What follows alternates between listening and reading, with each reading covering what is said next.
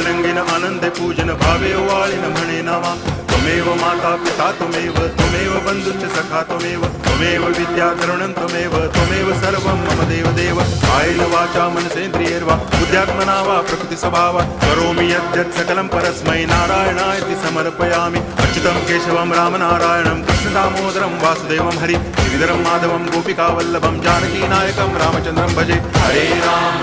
Ram